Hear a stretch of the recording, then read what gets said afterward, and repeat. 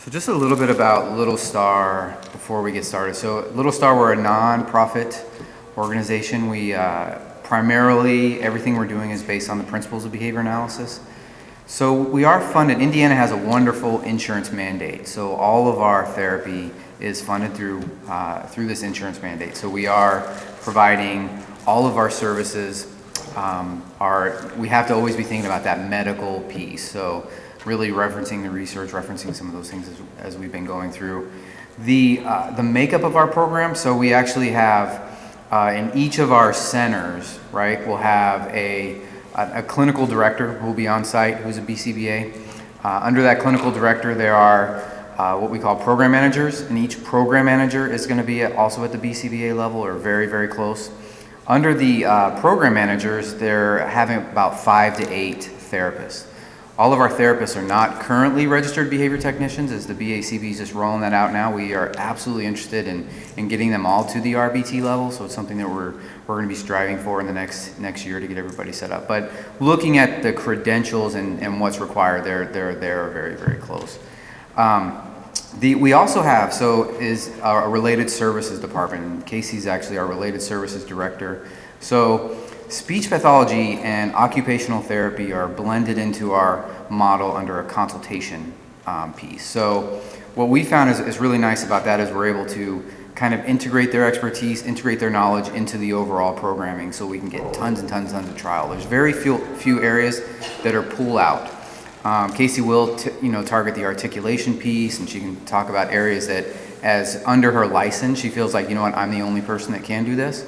But anything that's outside that scope, we find out and we kind of explore and do that under a consultative piece. And I'm hoping at the end, Casey can kind of talk a little bit about how she was able to infiltrate a radically behavioral center and kind of work amongst a lot of us nerdy behavior analysts. I think that's kind of all the pieces, right? So, all right, we're going to shift over. So the focus that we're going to go in the second part is kind of a protocol that we've worked through in the clinic. One, to determine, are you going to go selection-based or topography-based verbal behavior? And then once you've made that determination, how the phases that we go through in teaching a learner how to use an iPad. So we're going to go through a lot of that as we get started.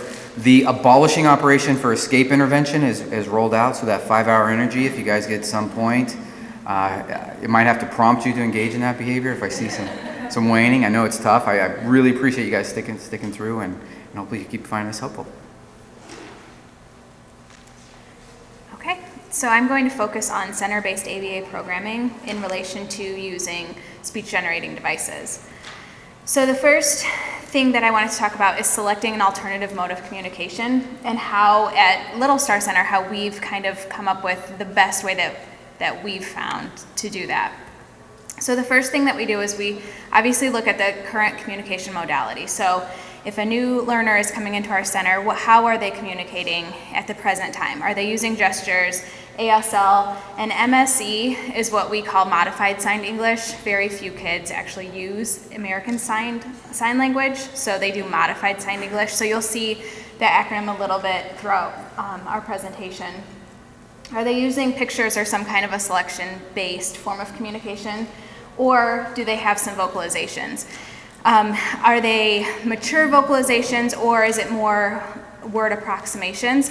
And if it is that, we want to probe how easy would it be to shape those word approximations into more understandable speech. And that's where I think it's great if you can work with an SLP on how to try to just shape some sounds up a little bit.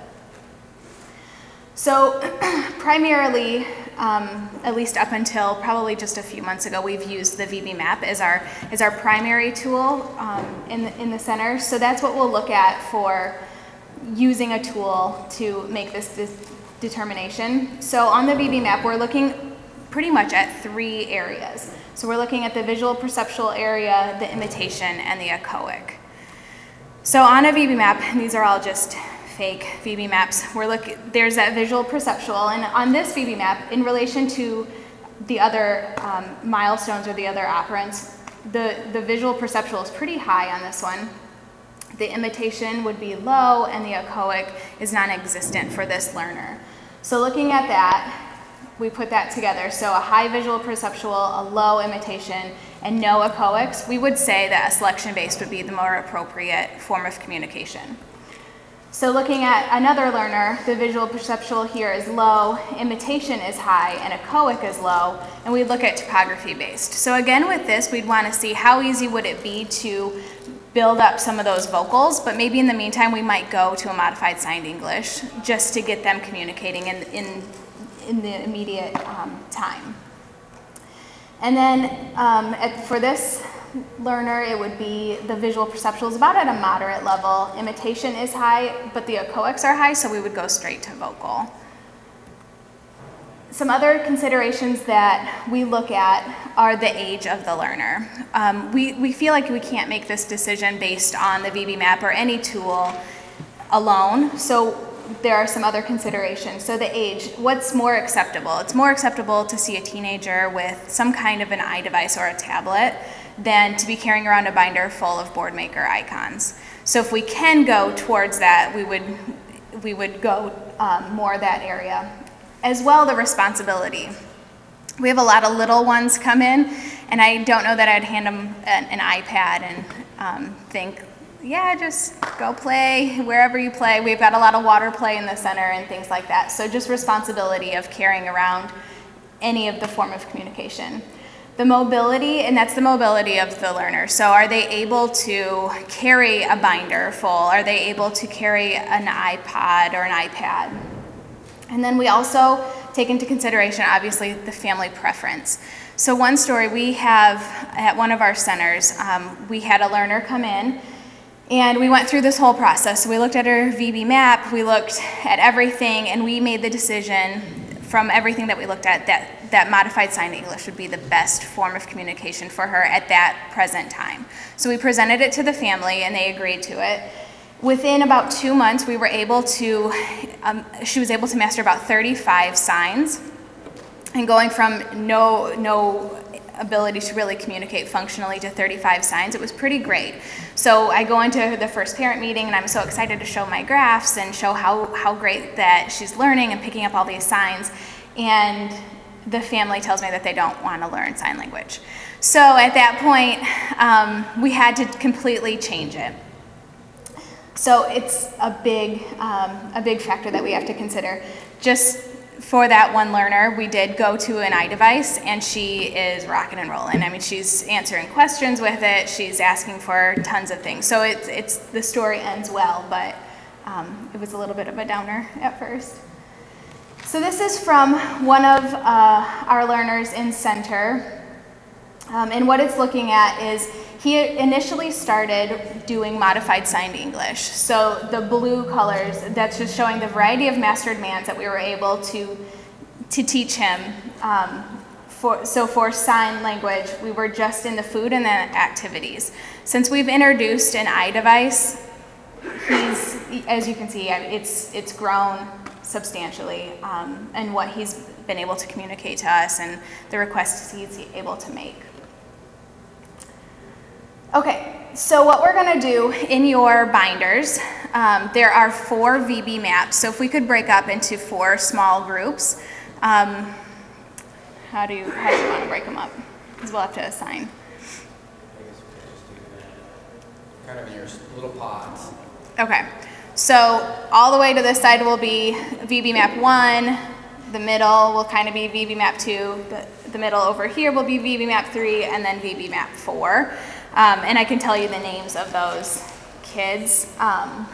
But what we want you to do is look at the VB map that you were given and determine what may be the best form of communication, and then other programming considerations that you would want to take into consideration. So in the bottom right corner of all the VB maps, there's just a few little notes on the learners that you might want to think, I want to go towards this form of communication, but I need to be programming for other things that might influence your decision.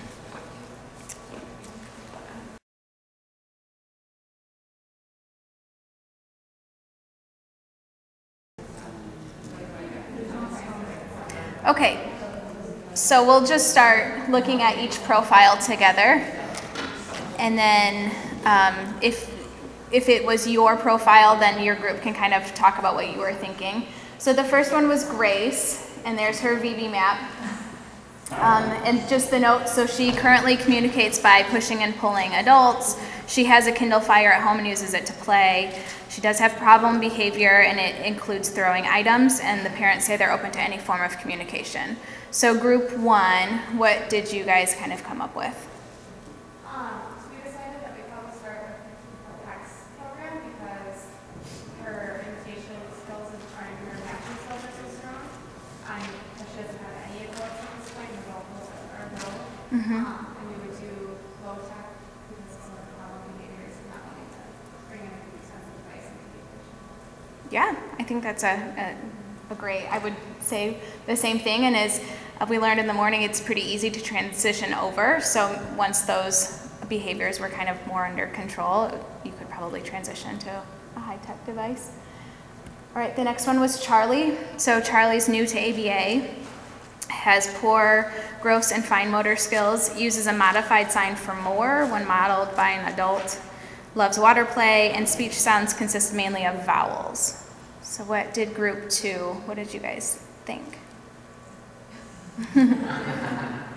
So we thought that we would probably pick a selection-based system for Charlie, and that because he does have a bit of a control that we don't know, they say mainly vowels, but we don't have the actual repertoire, that we would do that in a play-based programming, because he's new to ABA as well, and he has no play skills for play, and see if we can do some shaping up of the vocals, so either an assistant pairing or an command transfer. Yeah, yep, great. And Tim had me, when we went over this before, talking about a modified sign for more. That's something that commonly comes into our center for new kids. We'll see it. So we're not teaching kids to use more. I don't want that to be the message here, but it's just a common characteristic that kids come in with, or a common skill, I guess, that kids come into our center with. So We actually said we were going to extinguish that. Oh. excellent. Come get some swag. Yes. Yes. All right, profile 3 is Jack, and he has a few modified signs such as eat, drink, play, and more, and he will point. He uses some word approximations. Articulation breaks down about at 2+ syllables and consonant blends. So group 3, what did you guys think? Okay. Well, we thought since he does have the coach and he is using some word approximations that we would go with verbal behavior. Yeah, that's what I'd He say. has a lot of great skills, but Yeah. Okay. And then the last one is Mason. So Mason's new to ABA, was previously at a daycare center. He is in a wheelchair, and he shows limited interest in tangibles and has a restricted diet. What did you guys think after looking at his? We were thinking his sign. We feel like in exchange for something, there's just no motivation for him to exchange and receive anything. And his imitation is super high, so it's fine more imitation. So it's fine. Yeah.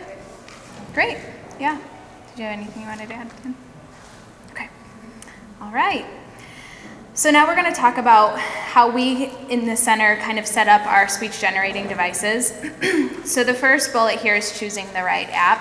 As we've kind of all discussed this morning, I don't know that there's a right or a wrong app out there. I think that there probably are some wrong ones, so doing research is obviously the best choice. We had one learner whose parents bought an iPad and did some research on blogs and decided to purchase an app that they thought he could use as a communication device without consulting anyone at the center.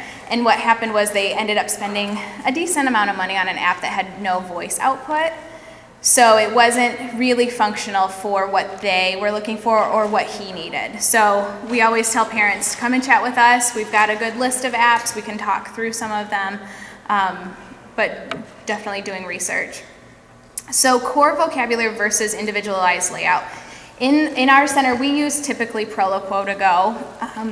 We are definitely not against any other app. We just happen to have purchased Proloquo, so that's what we use primarily. So Proloquo to Go comes with a core vocabulary, which looks kind of like this. So it's got a ton of buttons, a lot that our kids don't really have any use for at this time. So what we prefer to do is an individualized layout. So we completely clear it and then build it up based on that learner. So we'll put folders if we need folders in there. If it's a learner that's whose skills are a little bit lower, you're able to make it so that it's just one big button. So it's almost like that Big Mac switch that we talked about this morning. So it could just be one big button, and we might teach scrolling. So they could scroll to different pictures, but it would just be one hand hit for that. So that's with the buttons. You can obviously change the size, the spacing, and even highlight buttons. We often will highlight I want when we're at that phase in our teaching process, just to help a little bit more, but we'll fade out that highlighting. We often also will highlight, I need to go to the bathroom, and make that as speak text immediately. So instead of having to touch the message bar at the top to have it speak, it'll be one of those that if you hit that, it's saying it and we're gone. And then the message bar. So for some of our learners, we use the message bar, and some of them we don't. It just depends on their skills. So we developed at Little Star Center, we developed some phases for teaching speech generating devices, and they're adapted from the PECS phases. These are recommendations rather than rules. Even within our center, it's very rare that we will have anyone who follows the phases exactly, so we're always changing them and modifying them for every learner. And we want to make sure that it's clear that these phases are just to teach speech generating devices. We wouldn't recommend using these phases to teach some kind of an icon exchange or anything else. So it's just to teach speech generating devices. We always want to baseline their current skill. So in every phase, we'll go in and we'll probe where they are, and is it a skill that we do need to teach, or can we bypass that? And then we implement both errorless teaching. Usually initially we'll do errorless teaching, and I'll have a video for that, but then eventually we'll get to natural consequences. So if we're teaching I want and then the item, we'll use the errorless teaching in the beginning so that there are no errors. But down the road, when they've already mastered that phase, what we'll do is natural consequence. So if a learner comes up to me and just says Cheerios, I won't know what that means because I'll want that whole sentence. So then we'll say, I don't know what that means, and then they're able to kind of clarify that for us. So here's a video of errorless teaching, and what you'll see in this video is this is a learner that is learning the I want icon. So he's mastered just hitting the item icon, but putting that whole phrase together. So she'll be there, and it's hard to see her arm, but she is using some partial physical prompting to get him to hit the I want, and then while he is enjoying his chocolate bar, she goes and clears it for him and then scrolls back so that the I want is visible. Okay.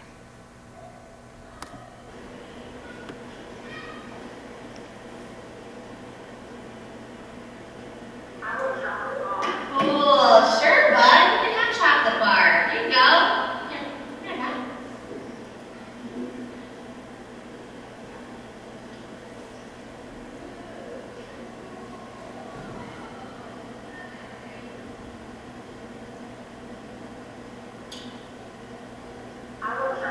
Cool.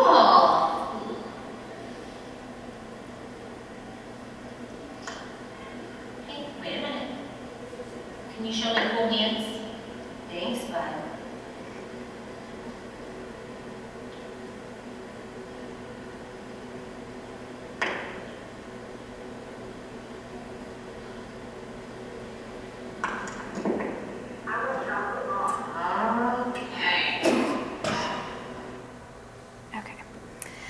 So when we're training our therapists, these are some things that we make sure that we run through. So how to run a successful teaching session, preference assessments, and I think we've all kind of said that a little bit throughout the morning, how important those really are. Our therapists are with our kids 4 hours every day, so they know them very well, but we want to remind them, just as all of our preference changes all the time, that our kids' preference are changing too. So running a lot of preference assessments.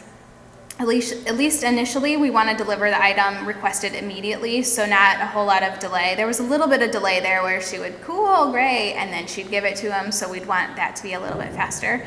And then eliminate all unnecessary prompts. We want to make sure that all of our teaching sessions in the beginning of our phases start where the child is initiating. So the same as PEC. So we're not saying, what do you want? Or use your voice or use your iPad, tell me what you want. So we're not prompting anything like that, we're just waiting. And if nothing happens, they're not reaching for the item or they're not going to their iPad and trying to, or starting to put in a message, then we're gonna do another preference assessment because motivation may not be there for that item. So phase 1 for us, the long-term goal is that the learner will request a desired item by independently discriminating among all icons within a category folder, using a simple sentence and selecting the corresponding item when told to take it. So a huge long goal, but we break it down into 4 short-term objectives. So the first one is with 2 preferred item icons that the learner will independently touch the desired item button and the message bar and take the corresponding item when told to take it. So we implement correspondence checks similar to the PECS phases, but we don't implement them initially. So initially it would be just immediate reinforcement. So if they hit Cheerios, they get a Cheerio. And then as we're going along and they don't need prompting to hit just Cheerio in the message bar, that's when we'll start putting in those correspondence checks. The next step would be with 2 preferred icons, the learner will independently touch the I want button, the desired item button, the message bar, and take the corresponding item when told to take it. Moving down, we will then do that the learner will look toward the listener after making a request using the speech generating device when the item being requested is in a natural position. What that means is, so here we're trying to start teaching that it's not communication between you and the iPad, but it's between 2 humans still. So we want to make sure that the learner is starting to, that will ask for something and look towards someone to receive the item. And why we say a natural position is because to teach that, often what we'll have to do is if the learner's requesting this, we'll bring it up towards our eyes and then fade that down. So we'll want it to be in a natural position on a table or on a shelf or in my hand or something like that, but it's not that's what they're kind of looking towards. And then the last one is that they will independently discriminate among at least 8 preferred item icons by constructing a simple sentence, engaging the speech generating device to speak the message, and taking the corresponding item when told to take it. So in all of these phases, when we're going to run a teaching session, we are turning on the device ourselves, we are opening it up to the correct folder after doing our preference assessment. So if it's going to be food, then I'm opening up the food and drink category for them and then presenting the iPad for them. Okay, so this will show a correspondence check with one of our learners. As you can see here, he's got several different food items on there. So he'll request a piece of bread, she'll say to take it, and then he takes the corresponding item.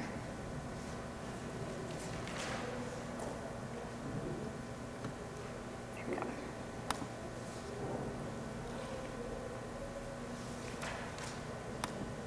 Maybe.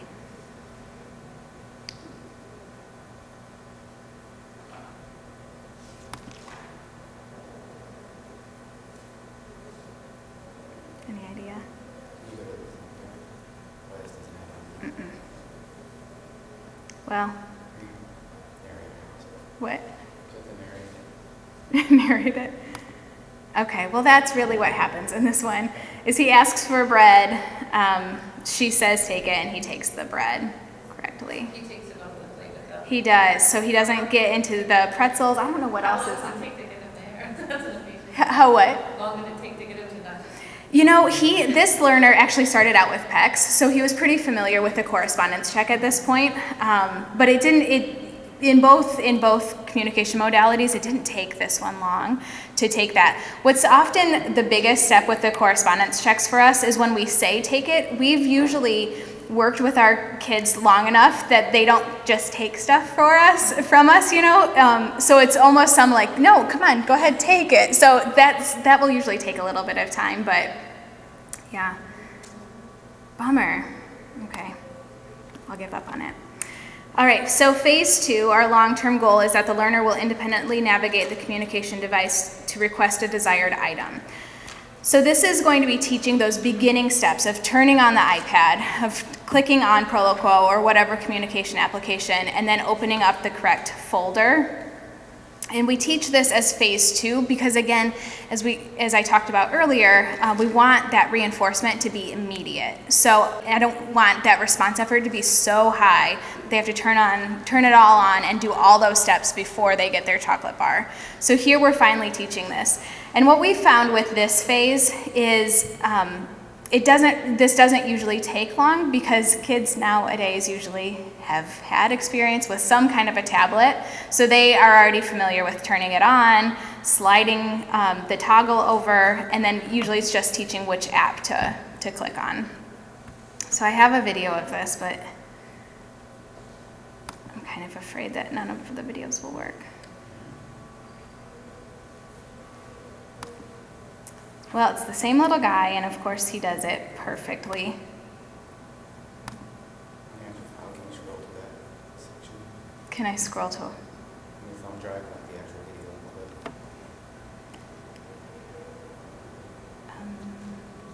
You want me to go to the thumb drive? Yeah. All right.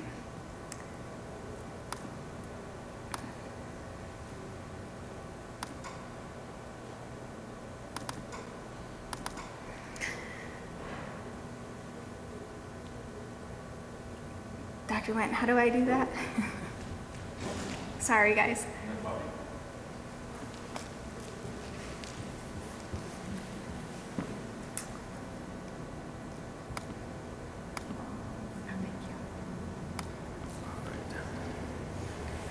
Okay. So I'll show you real quick if I can find it, that correspondence check. And hopefully it goes the right direction.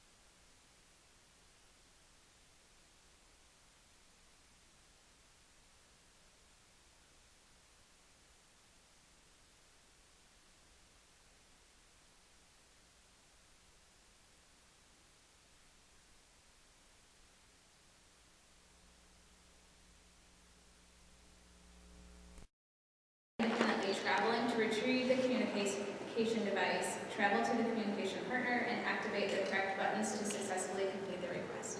So just teaching that traveling. So here this is why looking towards the therapist is so important for us in that initial phase. Just the building steps for this. So we split this up that the learner will independently travel a distance of greater than 9 feet to obtain the speech generating device and request an item. Full sentence. So in this step, what we would do is we would have the therapist or the parent or whoever we're working with very close to the device, but the child further away. So all they'd have to do is travel to the device. The person's right there. They don't have to travel at that point. The next step is that the learner will independently travel a distance greater than 9 feet to the communication partner, activate the device, and request. And then the last step is that they'll travel to both, also to gain attention. In one of the videos earlier that was shown, the communication partner turned their back. So we're doing a lot of those trials too, where our back's turned, where we're busy. So we're gaining attention by tapping and then activating the device. This is a great video of this learner doing that, but I'm not even going to try to play it. But in this phase, what we do implement is a physical prompter just for this phase, because we don't want the therapist to have to prompt as well as stay in their spot, obviously. So often we'll have a physical prompter, just make sure that the child doesn't engage the device until they're right in front of their communication partner. Do you teach the tapping right at that stage time? We usually do on like the step 2 or 3, so we'll teach the tapping. Again, it's one of those things that we make modifications based on the learner, and if it's a learner who's picking that up really quickly, then we're going to teach it right away. It's such an important step because in parent meetings we've heard numerous times that the child will be at home, the parent will be in the kitchen, the child's in their bedroom, and they could hear the device going off, but they can't understand what it's saying. So teaching that traveling. So not only are we teaching it within one room, but we're teaching to go find their person outside of the room or wherever they are to ask that.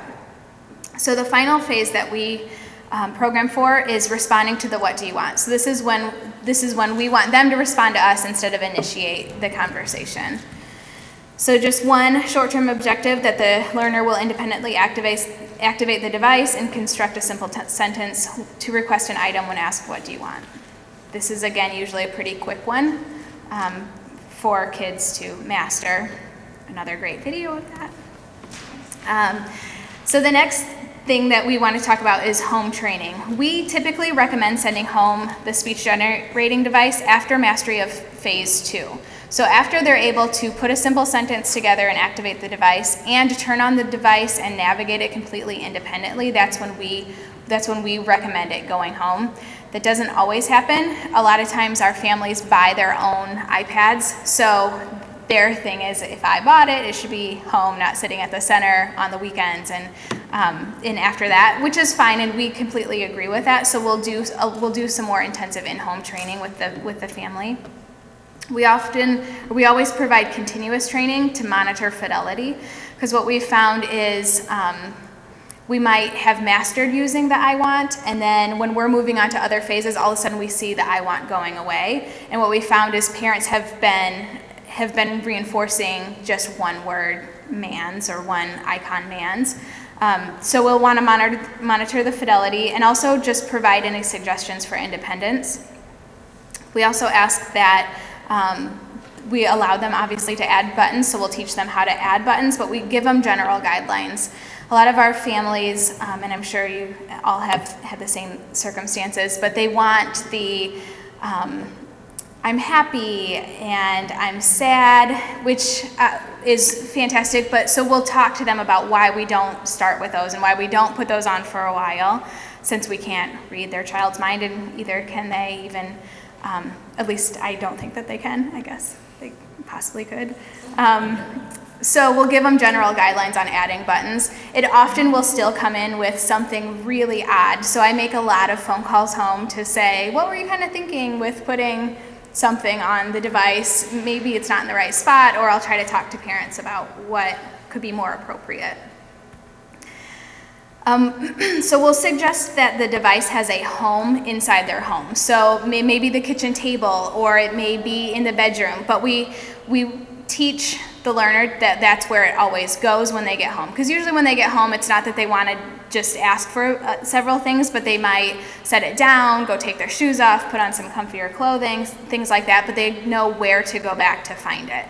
We do the same thing in center as well. So in our center, we have motor rooms and group rooms and kitchens and lunch rooms and things like that. So we will designate a spot that the learner takes the device to and leaves it there. So if traveling isn't mastered and the device goes home, we'll give parents tips on how to prompt the child to go to the device. So often, when a device is new into the home, the child's not accustomed to using that at home to ask for things. So we'll have to train the parents on how to train or teach the child to go back to the device and then ask again. Yeah. I was wondering, so when you do in phase 2 or 3, phase 3, the traveling, Mm-hmm. do you do it at like the home spot? So first, the child might be like 9 feet out of the room, or like away from the kitchen table, and then the communication partner is at the table with the device, so that's the home area. Is that how you do that? Yeah, we will, and then we'll also move it all over, because as much as we'd love there just to be one home area, as we all know, the device goes on the floor and it goes under the table and it goes in weird spots. So in that phase, we're moving the device around a lot, so we don't always take it right back to that home spot. But anytime we walk into that room, that's where it's going to go. But then when we're running those phases or those steps and those trials, we'll move it all around, but we're never hiding it from them. So it's never like, I'm gonna really trick him and I'm gonna put it in this cabinet that he can't even open and see what happens. So we're putting it in kind of just more natural places. And also with that, we'll build up those steps. So we'll start with 0 to 3 feet away, 3 to 6 feet, and then 6 to 9 feet away as they master those steps. We remind parents that it's okay to accept other acceptable forms of communication, even when the device is home. I mean, we're realists. We know that we don't expect them to always do that. And we don't always use vocal speech to request everything too. I might just point at something to Tim and he would know what I was requesting, hopefully, in that moment, and he would deliver it. Yeah. I can't read your mind. Do you recommend that children have 2 iPads, one for play and one for communication? Yeah, that has come up. And again, I think it's a case-by-case basis. And right now, because of the new iOS and you're able to lock into a communication device, we're okay with just one. Because what we can do is we could lock it into Proloquo or whatever communication app, and then as one of the choices for in the free time folder or a play, we could teach them to ask, I want to play on my iPad, and then we can get out of that and then let them play, but then go back into it. But we've definitely had several situations where we have had to have 2. One's just for communication and one's just for play. My concerns with that would be the one for communication or work is the one I want to chuck. I want the play one, right? So that's what the nice thing of it, that home button used to be the bane of our existence. We in fact tried out all kinds of different cases, everything. So now that we can lock it, you really can have a time, no, we're just using it right now for talking and communicating, and then other times shifting with a later goal of that they can go back and forth. I can be on my YouTube video, some motivation comes up, I shift over, I ask for some stuff, shift back into play, so being able to go back and forth is the end goal would be ideal. Go ahead. I keep running into a problem where the speech pathologist, the kid will use vocal language versus they're training on the assistive communication device, but Nell won't allow him to use his vocal language, make him use his device. And I find that unproductive. Yeah. Is it okay for me to say, no, if he requested it verbally, that's okay? Yeah, definitely. And in a little bit later in our slides, we'll tell you how we've used devices to clarify vocal messages. So we have some learners that are vocal, but their articulation is so impaired that we're able to understand them. But if the librarian, I don't have that a lot, just he's understandable. oh, he is, okay, well. I don't understand that. But they're just like, no, we're training him how to use the device, so he has to only use the device. Yeah. But it's okay to use both. Yeah. I wouldn't want that effect that was talked about earlier where you're extinguishing vocal Right, behavior. Mm-hmm. Like you want to, it's usually, I mean, that's our goal is we love, because remember if we go back to when we were looking at kind of which one works the best, I mean, there are so many advantages to having topography-based vocal verbal here. I mean, it's awesome. But if you can't get it, I mean, this is where we're at. So I would never recommend putting that on extinction, while you developed, using this less effect, you know what I mean? It's going to have all of the That's issues. kind of what I thought, but I didn't know if I was wrong with it. Thank you. Yeah. I think though that you have to be clear on what your goals are and have data for your goals, because I've also seen where we're trying to teach, implement an SGD, and then we can't get that going because vocal mandate is still being reinforced, and that's quicker, even if it's not intelligible to a wide community, it's intelligible to the family or to the therapist, so it's working for the child, right? So that's working, so we are not going to be able then to reinforce use of SGD. And I've seen kids where on their speech generating device have, three-word commands, three-word comments, tags with attributes, but only communicate. Like we have to force them to do that. It doesn't generalize, it isn't maintaining, because they are single-word vocal approximation communicators. Yeah. And so then you really say, okay, well, what is better? Like, if you're a single word, you're at 12 to 18 months developmentally, but yeah, they can do these three-word more sophisticated, phrases. So, I don't know, I'm a speech path, but I don't think it's a simple answer for what do we do. Right. But the phrases would be on the SGD? SGD. Oh, okay. So the Yeah. SGD way more advanced. Way more advanced, but way less response effort if I'm going to just say, Wawa for water, and Yeah. then get that as, be reinforced for using vocals for communication. Yeah. So I could definitely see shifting the programming focus to expanding that vocal repertoire at the same time, putting them in a situation where the EO requires this higher, you know what I mean? So when I'm stuck in between, I'm going to go to the device, right? The EO is going to stay strong, but we're not going to reinforce and just use the device, so they would have to be more specific. But there would also be the time where the one-word man would be very effective. So trying to, be able to Really trying to utilize figure both. that out. Yeah. So still with home training, as we kind of talked about, the iPad's it hasn't been paired at home yet. So we'll often give recommendations on setting aside a little bit of time every day that the parents do work on using the iPad at home, and just easy things, making choices for food, movie, or games. So after we've mastered all those phases, where do we go from here? And here's just a few areas that we have gone, but again, it just depends on the learner and what is most important for them at that time. So teaching help. We like to teach help as specific as possible because it can just turn into that more. So if a kid walked up to me right now and said help, I would have no idea what they need help with. And if they can't clarify that, if I say help with what? And they just say help, again, I don't know enough. So we try to teach it as specific as possible in maybe open, or we can have help on there, but it might be help open or help shoes, and I might know they want their shoes off or something like that. So we try to contrive situations and make it as specific as possible. Tacting.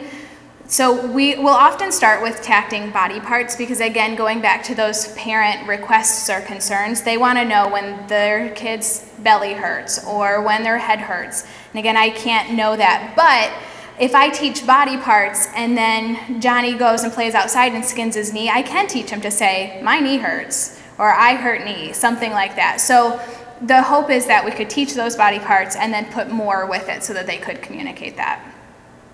We'll teach just common items for tacting. We also teach letters, numbers, and colors. Although we're not an academic setting, our goal is that all of our learners transition to a less restrictive environment. And I want them to be able to sit in kindergarten and go through the colors or count with their peers. So we'll teach the tacting those more academic skills as well.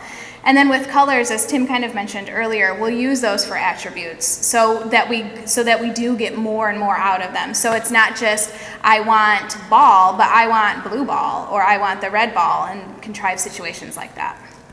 Just to add that list of tags, one other thing that's really nice about this is there is going to be very, very rare situations where the EO sneaks in with any of those, right? Because that's what can be a little bit tricky when I want something really bad. You're not tacting, right? You're manding. So we like to kind of keep those separate. So you have this area where we can target this, we can target this skill, but the EO is not creeping in, motivation. Manding for missing items, and it's on the VB map, so I'm sure we're all pretty familiar with that. But it's a big one for us, and we try to push it kind of soon, asking for puzzle piece to complete the puzzle, asking for a spoon or a straw in the kitchen, things like that. Also, giving personal information. So when asked in social situations, a common outing for our learners is to go to the library, and the computer is pretty popular there. But at our local library, you have to sign out a computer, you have to say your name.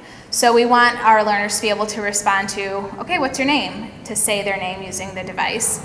Also for safety in the community, we'll often make a ID card like Tom Cruise's here for our learners, and what we do is we end up training or teaching them to present that card when asked a variety of questions. So are you lost? What's your mom's name? What's your dad's name? That they have all that information and they're able to give that. We have some learners who are high elopement risks, so we want them to be able to present that information if they're asked any of those things.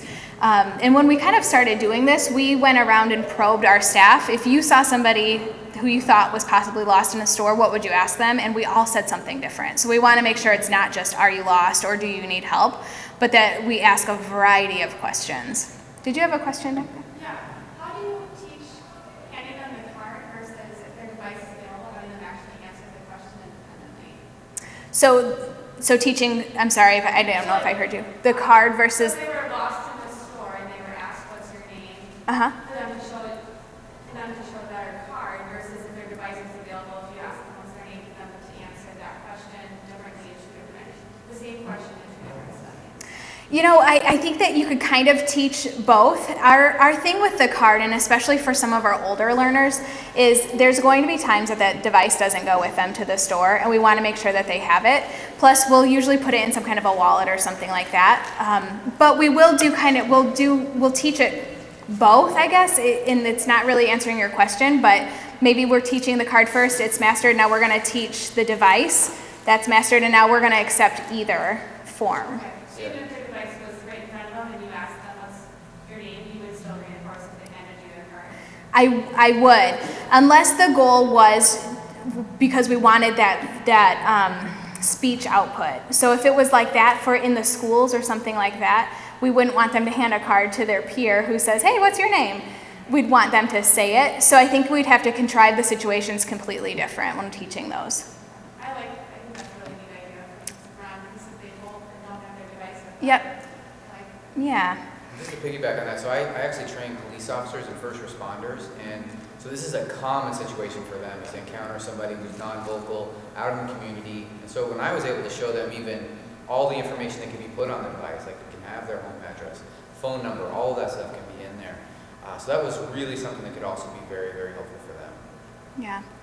And I put based on parents' preference in here because we do have a lot of parents who, when we approach them and say this is what we want to add to the device, they say like, ooh, I don't know that I want my address and my full name on that device. But I think what we say is when you weigh it out, especially for those high elopement risk kids, when you weigh out, I think it's probably better that it's on there, or at least there's some way that a police officer or someone could get that information if that ever happened. And then we want to make sure that we're always teaching independence for in the community.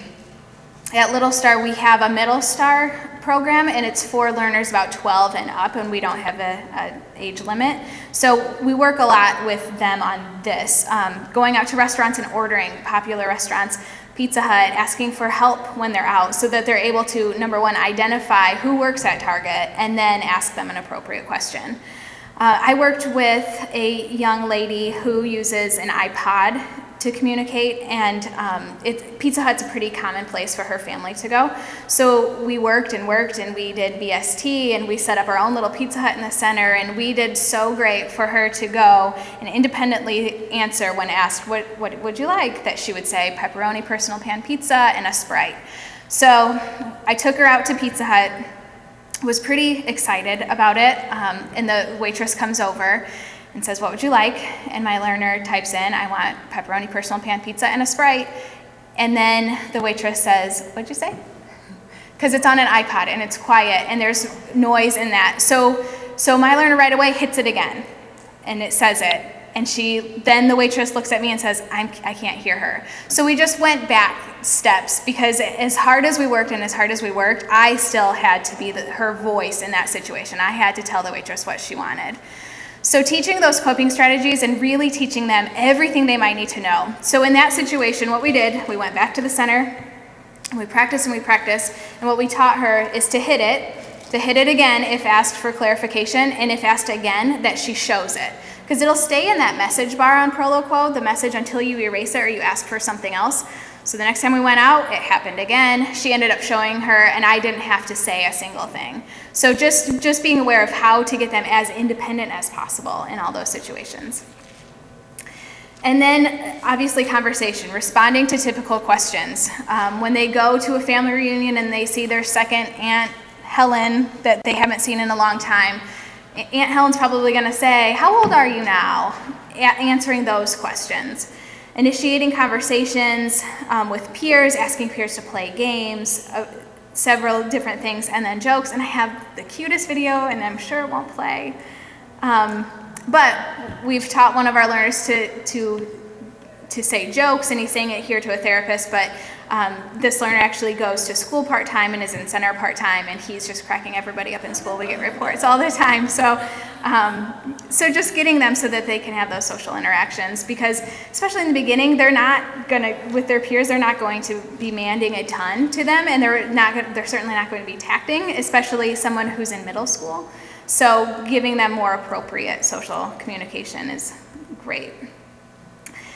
We also teach weight, and we want this to be taught simultaneously to the beginning phases, because if my learner goes into their device, turns it on, and hits "I want chicken nuggets," I can't deliver those immediately if we're not in a teaching session and I don't have them ready. So we want to teach weight, and often we'll use a weight card, and this comes from the PECS protocol.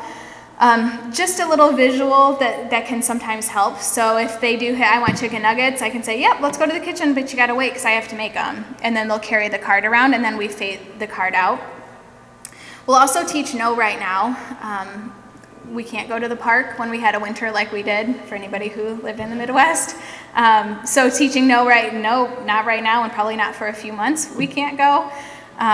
But it's an important one. And again, I have a video to show this, but we have a nut-free center, but a lot of our kids will have peanut butter or Ritz crackers or something on their devices. So it's just a more natural situation that we run into a lot, that we can just say, "Nope, not right now, but you can have that at home," and then we'll redirect to possibly a more appropriate band. And then teaching no, not ever. We don't run into this too much with our devices because, like I said, we always clear the core vocabulary. So I'm not putting anything on there that they can't have. But if it's somebody who comes in and they have that core vocabulary, fire and steak knives are in the core vocabulary. So if a kid comes up to me and says, "I want fire," that's a no, not ever. So I think that there could be chances that you would still run into this possibly. We did have one learner who had Swiss cake rolls on there, and then I think I'm going to talk about this again later, but he had Swiss cake rolls. Mom said, "I'm done with Swiss cake rolls. I don't want to buy them anymore. I'm done." So that's a nope, sorry, but we can eat something else, hopefully. So this was showing that he asks for peanut butter. It's not available in our center, and then he goes and he asks for something more appropriate without any prompting. He did that on his own. Yes? We're never going to learn any of those if there's 20 options on one page. Yeah. It It took me a really long time too. I mean, I think just chatting with them, and even the school that finally let me put one, I'm the only one that has the password, and I had to sign a paper saying I wouldn't tell this child's program manager. I'm the only SLP for Little Star, so if I'm out one day and they need to add something, they just can't. So there's still a lot of restrictions on it, and it's frustrating, but yeah. So could you, through the library, so you know how we share, so could you create just a single library for that? Like a different profile? Yes. You can't with their devices. I mean, because they would see it and then you're infringing upon everything. I feel ya, because it's frustrating. One other thing is utilizing whatever you did to determine that this was appropriate for this learner. So if they have a very limited skill set, just being able to argue that they won't be able to use it practically or functionally based on where they're at. I'm trying to tie into that. But reason and some bureaucracies don't tend to work well together. No, I feel like they don't really. That it's introduced and they've just got pages and pages and pages. Yep. Yep. Actions, items in everywhere. Yeah. And I was always told, well, we'll just prompt him through it. Well, you're going to be prompting him forever then, you know? I mean, it's rough. Yeah. The way that I actually got the dialogue started was at the IEP. Parents wrote in parental concerns. They said they're concerned that he's overwhelmed by the amount of choices on his device. And because parents have mostly words in the IEP setting, then that opened the door. Like, I couldn't be the one saying anything and have it come from my mom. She had to say, like, we need to be able to hide any of the words he doesn't already know. And you had to show them our baseline data, and you did throw data on everything. If you didn't know any tech on his device, you know, you had it for 5 years. And now she says that, like, she has to show which ones he has learned, and then they can add them. And it's, like, all about his parental concerns with IEP. Okay, so some rules that we put with whenever we introduce a device is that it obviously must go everywhere as much as possible. It needs to go everywhere. So in this situation, we'll often recommend that maybe adding the same app in the profile to other devices. So we have a lot of families who the child will use an iPad to communicate, and both mom and dad have an iPhone. So we'll often encourage them to put Proloquo or the communication app on that phone and add the profile, so that if the iPad gets left or they don't have it, parents almost always have their phones that they could at least pull that out in anywhere that they are. So remembering whose voice it is. So again, this is kind of when we're teaching our therapists, we keep our hands off of it as much as possible. So if we're having to prompt anything, it's always hand over hand. We're never holding up the device and saying, you should have hit this, and doing it for them. We're always doing hand over hand with them. And again, once again, we never prompt unless we're absolutely sure of motivation. And if we're not sure of motivation and we kind of figure that out in the middle of a trial, then we're stopping that trial, doing a preference assessment, and making sure that we have motivation. So no facilitated communication, and I know I'm speaking to the choir here, so yeah. So, are you familiar with the pod? The what? The pod. Mm-mm. Yeah, that's a big thing. It's for pragmatic, organized, something display, I don't know, but it's paper book with all the kind of the board maker icons throughout it. Okay. And the kids navigate, they're supposed to navigate through all the different categories, and it's like, oh, you have more to say, oh, let's go to categories, so it's totally not real communication. Yeah. But we're told that we have to be the ones that navigate through it. We show the kids how to do it, because they can't do it yet. So it's us, so I'm not crazy, right? Yeah. It doesn't, and I feel like if you were navigating for them to show them where they should go next, it should still be hand over hand, taking their hands and. and. Kids are allowed to touch it. Wow. And every kid that comes into our program, AAC comes in and says, oh, they need a pod, so we're making pod pushers, and I can't get them away from it. Does it fade out at some point to where Never. It goes, and it's from preschool, kids that are 2, 3, all the way up to middle school kids. Everybody has a pod. They're these big, huge books. Wow. We need to get in there and debunk it. If I could. Yeah. That's what I think. Wow. So you guys don't know what a pod is because No, of no. our sale, pods, there's popular out there. No, I've never heard of it. And there's no research behind it at this point. It's currently becoming a big movement, even with all these workshops every state, almost every weekend you can do it as a workshop. But if you're coming from a research-based perspective, this is not evidence-based practice. There's no research. And I ask them every day, I'm like, can you show me the research that tells There is you? nothing. And they cannot give me anything. So this happens on. So you guys come to my house. Sure. Okay,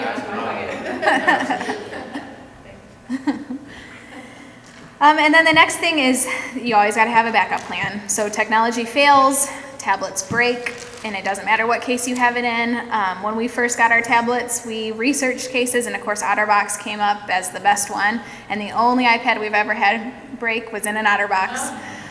And we still use OtterBoxes, so I'm not saying don't use them, but anything can happen. And it always, I think anyone who's had an iDevice has realized that for it to break, you just have to drop it the right way, the wrong way, and there's nothing you can do about it. So what we do is we schedule low tech days, and we call it that picture is because Tim and I came up with going back to the 80s is what we say. So we'll have low tech days where we say this learner is going back to the 80s today. So what we do is in those times we do take away their devices and put in some other form. So if it's somebody who was signing before, we're expecting them to maybe use some of those signs, or we'll have a book.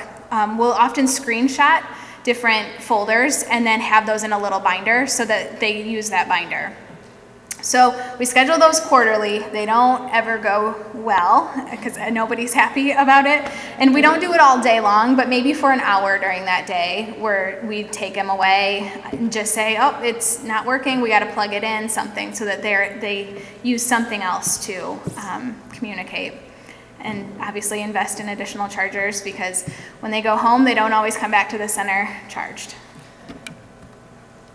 So removing buttons, we recommend that we do not do it. So it's the same as this picture, putting duct tape over someone's mouth. We can't lose really words, I guess, from our vocabulary. I don't use the word Kool-Aid a whole lot, but I still have it. I don't ask for it. I did when I was little. Swiss cake rolls. So for that kid, that mom wanted it off of his device because she was not buying them anymore, but he goes to birthday parties and there will be Swiss cake rolls out. So he should at least be able to ask, even if the answer is always no. So we never ever remove buttons, and we do teach appropriate ways of responding. So again, it's going to be nope, we can't have that, but look what else is out here that you could have. And then monthly backups. So most communication applications have a way to back it up to a computer because again, who knows what will happen when it goes home over the weekend, and they've come back before and the device is completely wiped. There's nothing on it. So that's happened to us way, way too often. So every month I have it recurring on my calendar that I go in and I update every single learner's profile and back them up to my computer. Oh, our video won't work. I doubt it. But what if, there are more fun apps. So kind of what we talked about before, you can lock it in, you could have 2 devices, just trying to figure that out as much as possible. We have a lot of carrier phrase errors, so that's why we introduce I want so quickly in our phases, because I don't want to reinforce the single word manned too much, because then it makes it really difficult for us when we finally want to do that carrier phrase. That's why what we'll do is we'll highlight, like I've said before, and then we'll use really intensive prompt fading for that to teach it. Another problem that comes up a lot, especially from parents, is the incessant manned. So I want trains, I want trains, I want trains. One of our kids right now, when he goes home, he asks for our motor room all weekend long. It's not an option. So teaching that, what we typically do is we'll acknowledge it twice. I want motor room, sorry, we're at home, can't have that right now. I want motor room, nope, but we could go outside and play, or we could get your cars out, and then after that, we just ignore. So we had this great video. It's a Budweiser commercial that shows ignoring, if you guys ever get on YouTube, and it's funny. And then vocals, so probing for vocals. We'll often do this well after the learner has mastered all phases of the manding. And what we'll do is we'll implement a time delay between the initial mand and the delivery of the item. So they'll hit, I want cookie. We'll have the cookie right there, and we'll just kind of wait. So we're just waiting for something. We'll often provide an echoic prompt, cookie, or maybe just a sound or something before delivering it. If we don't get anything, we'll just label the item and give it to them because they did mand appropriately. But what we're doing is we're looking for a pattern of responding, any kind of pattern that we can find, that maybe every time they mand for cookie, we hear E. Well, then we can build off of that E and try to build it into, hopefully shape it into a more appropriate approximation. And then using the device to clarify an unintelligible vocal mand. So we'll do this with some of our, as I kind of already mentioned, but some of our learners that have articulation impairments, and it's just difficult to understand what they're saying. We'll want to make sure that we're using multiple exemplars because, again, it's the same thing, like I said, about if someone's lost, we'd probably all ask something different. If we didn't understand somebody, we'd probably all say something different. So using multiple exemplars for that. That was a great video that showed him doing it. But, and then just why we do what we do. This is from one of our parents. So she said, I couldn't be happier with how well he's doing, and it's so nice to be able to ask him questions and know that we are getting his answer instead of just making a choice for him. His name, it's time for lunch, time to eat, what would you like to eat? I want bagel. It's a little step perhaps for some, but for us it's huge. Last weekend he told me he wanted to play with his cars, which I had all put away. Had he not asked, I would have never known what he wanted. But once I knew, I got them out and he was thrilled and I was thrilled, life-changing. So it just kind of validates for us why we work so hard at doing this. Autism Speaks website has a fantastic list of apps, and you're able to kind of select exactly what you want. So maybe you just have Android devices. You can put in Android so it won't pull up anything that's only on iDevices. It'll ask for it. You can narrow your search down really well. So I recommend going to that. And that's my whole portion. Does anybody have any questions? Yeah. Just a simple question. When you want to move on, do you clear it or do you teach them to clear it before they request for a new item? Because I've done both and I'm not sure which is the right way. Yeah, you know, we've kind of done both of those as well. I think if we're running sessions like the one of the only videos that you're able to see when we were teaching the I want and still prompting for that, she was erasing it for him just to help with that, the time of it, and just because that's all we're working on. Now if someone went in and made an error, maybe hit chocolate bar I want, then we would right away make them do that erase. So we want to teach it in a more appropriate time for them when it's not not that it's not available, but maybe they made some kind of an error in doing it. Yeah. At any time do you teach auditory phrases like I see or? We don't really right now. So I kind of went back and forth on this because in PECS they do use the IC icon when teaching tacting. And I don't know that I'm completely sold on my decision yet, so I feel like I'm still kind of testing it out. But right now I just do one-word tags because it would be the same thing that if Tim and I were walking, I might just say, oh, airplane. I wouldn't say, I see airplane, or we don't always tact that way, so I don't often use it. Again, a lot of times how we're teaching tacts too is we're holding up something and saying, what is it? Because it's so contrived. And if you and I did that and I didn't know what this was and I said, hey, what is this? If you said, I see a pointer. I mean, it's just kind of awkward. So right now what we've been doing is just doing the one word. So the only discrimination is when you hit that I want and the item, you get it. When you just hit the item, you don't get it, but I'm gonna praise you like crazy. So that they're making the discrimination that way. Yeah. I've actually modified it. So, I mean, most of the kids I put through PECS anyways to phase 3D to know that the visual discrimination is there. But speaking with Andy and Lori a lot about it and being a speech pathologist, so I've actually gone now, not to their phase 4, what I call modified phase 4. So 2-word stage, phrase, but verb plus noun. Yeah. Like, yep. you know, now verb, object, noun, like typical 2-word phrases. Yes. And then doing discrimination training. So looking at all their preferreds, seeing which 5 verbs match, yep. and then doing backward chaining. And we have gotten, even with really low functioning kids where people never thought they would pick up 2-word phrases, we've got some really nice novel productions now. Because they combine things in novel ways and we can reinforce it as long as it's meaningful. And so then when you go to tacting, you can get longer and longer utterances that aren't those like I see, I hear, like really this. That I want one-man topography isn't how we communicate, and it's not how you build language. Yep. And so, yeah, I've really changed it. I actually should keep this now because it's working really well. I was a little worried at first, but it's worked so well. Yeah. Yeah. Yep. Yeah. Have you ever had any clients who kind of get stuck Yeah.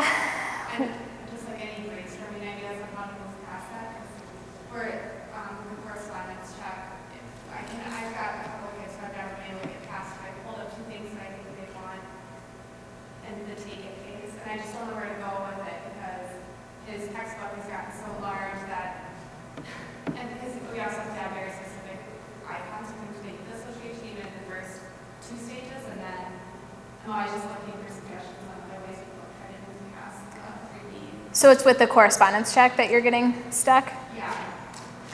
Or either they take both, or they clear the board and then get me both cards. And Yeah. I've tried Errorless and prompting only one. I've gotten to the point where I can put like carrots, which I know are a non-preferred or a pickle, and he can discriminate between, I don't want those 2 things, and he can sometimes discriminate against items that are like neutral items, like if I put sock, but once I put 2 preferred items, I've never been able to move past. And Yeah, one thing that we've done, and I don't know that this would solve it either, is we've gone, instead of going from completely non-preferred or neutral item to preferred, we'll almost kind of rank preferred items. So we have a lot of kids that puzzles are fun, but maybe not quite as fun as a movie or something. So we'll just start bumping it up slowly into more and more preferred until it is like too highly preferred. Another thing that we've done is just really try to contrive motivation and that some deprivation with something. And then so that they, obviously they want it more, and sometimes that will help with it. But I've run into the same thing where there's 2 items that they really like, and they'll give me one, and I'll say take it, and they'll take both of them. Or they'll say, like, okay, never mind, I'll ask for this one. So it's, then I would usually probably bump back because I'm thinking that the correspondence check isn't solid. I know the family really wants to move to electronic devices. They think the book is just too big, but I feel like we shouldn't move forward until show me that he's discriminating between items. Do you ever have kids who are still like in the phase 2 start with devices? Or do you We have. Yeah, we have. And I don't know that it's ideal, but again, it's kid to kid, and you're going to figure it out really quick if you've moved way too fast. Or you might be, with an iDevice, you might be able to program it in a way that maybe works a little bit better. But I've definitely moved kids on earlier than I would probably recommend to myself, and it's sometimes worked and sometimes hasn't. Did you have a question? Okay.